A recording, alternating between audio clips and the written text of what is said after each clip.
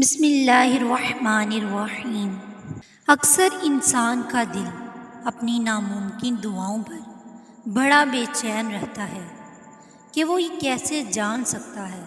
کہ اللہ تعالیٰ اس کی مانگی چیز پر راضی ہے یا نہیں۔ تو یاد رکھنا، جب اللہ کسی کی دعا پر راضی ہونے لگتا ہے تو اچانک اسے کچھ چیزیں بھی ضرور ظاہر کرتا ہے۔ میرے اللہ کا قرآن تو خود اس بات کی وضاحت کر رہا ہے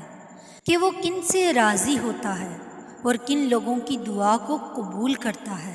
تو سنو، اللہ فرماتا ہے، تو جو لوگ خوف اور امید کے ساتھ اللہ کو پکارتے ہیں وہی اللہ کے محسن ہیں، اور بے شک اللہ کی رحمت محسنوں کے قریب ہے، اور تم کچھ بھی نہیں چاہ سکتے مگر جو اللہ کو منظور ہو، اور بے شک اللہ جاننے والا اور حکمت والا ہے، اور وہ جس کو چاہتا ہے اپنی رحمت میں داخل کر لیتا ہے۔ اور اگر آج تمہاری زندگی میں کچھ ایسا ہو رہا ہے جو تمہیں تکلیف میں ڈالے ہوئے ہے،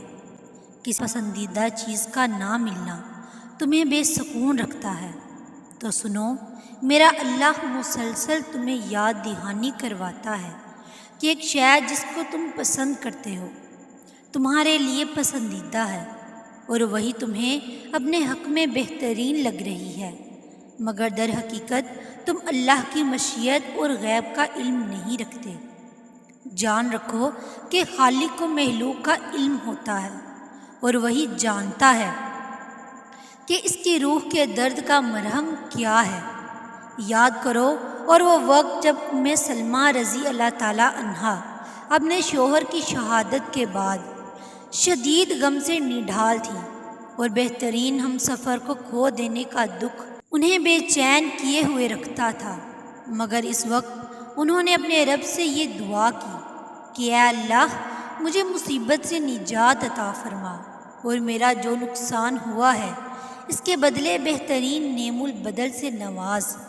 تو جانتے ہو، اللہ نے انہیں نبی پاک صلی اللہ علیہ وآلہ وسلم کی صورت میں ایسا بہترین اور عظیم نعم البدل عطا فرمایا جس کا وہ کبھی تصور بھی نہیں کیا کرتی تھی۔ بے شک میرے رب کی عطائیں گمان و بیان سے بھی باہر ہوتی ہیں۔ تو تم بھی اپنے غم کے اندھیروں کا علاج یقین کی روشنی سے کرو گے نا، تو بہت جلد تمہاری گھٹن زدہ زندگی میں تازہ ہوا کا جھونکا ضرور آئے گا جو تمہارے غم کے طویل سجدوں کو مختصر کر دے گا۔ اور اگر تمہیں ایسا لگتا ہے کہ اللہ تمہاری دعا قبول کیوں نہیں کر رہا، تو سنو، اللہ کا تم سے کچھ چھین لینا ہرگز مقصود نہیں، وہ صرف اور صرف تمہیں کھو دینے کے خوف اور پا لینے کے لالچ سے آزاد کر کے ایک مضبوط انسان بنانا چاہتا ہے۔ اور جو کچھ اللہ تمہیں دینا چاہتا ہے وہ کسی کا زور نہیں کہ تم سے چھین سکے، مگر تم کچھ چیزوں کو سمجھ نہیں پاتے۔ یاد رکھو، تمہارے محسوسات کا دائرہ اس عظیم کائنات کے وسعت کے مقابلے میں وہ نسبت بھی نہیں رکھتا جو سمندر کے مقابلے میں قطرے کی نسبت ہوتی ہے۔ قرآن خود کہتا ہے کہ اللہ کا وعدہ تو پورا ہو کر ہی رہتا ہے۔ یہ ایک نصیحت ہے، اب جس کا جی چاہے اپنے رب کی طرف جانے کا راستہ اختیار کر لے۔ اور اگر تم چاہتے ہو کہ اللہ تمہاری ناممکن دعا پر راضی ہو جائے تو یہ دو باتیں ضرور جان لو۔ یاد رکھو، اس زمین کے سفر میں اگر کوئی چیز آسمانی ہے تو وہ محبت ہے، کہ جب وہ تمہارا امید بھرا وہ ایک آنسو رب کی محبت کے سمندر میں گرتا ہے تو لہروں میں سرگوشیاں پیدا ہو جاتی ہیں، اور پھر رب کی رحمت کا جوش تمہارے لیے وہ انجانے در کھولتا ہے جو تمہارے وہم و گمان میں بھی نہیں ہوتے، کیونکہ مقدر کی تقسیم تو اسی وقت بدل جایا کرتی ہے جب ٹوٹے دل اللہ کی بارگاہ میں آنسوؤں سے سجدہ ریز ہو جاتے ہیں۔ اور جانتے ہو کہ اللہ کی تمہاری دعاؤں پر راضی ہو جانے کی ایک خاص نشانی یہ بھی ہے کہ جب اچانک تمہیں اپنے کسی عمل کی کوتاہی پر ندامت ہونے لگے تو تم اللہ سے معافی کے طلبگار ہو کر اس سے رجوع کرتے ہو تو جان رکھو تو اس کی عطا تمہاری خطا سے بہت وسیع ہے، اور کسی نے خواہ کتنی ہی نافرمانیاں کی ہوں مگر جب وہ لوٹ کر آتا ہے تو اللہ اپنا دامن رحمت اس کے لیے کشادہ کر کے اس کی مانگی دعاؤں پر اپنا کن فرما دیتا ہے۔ نبی کریم صلی اللہ علیہ وآلہ وسلم نے فرمایا،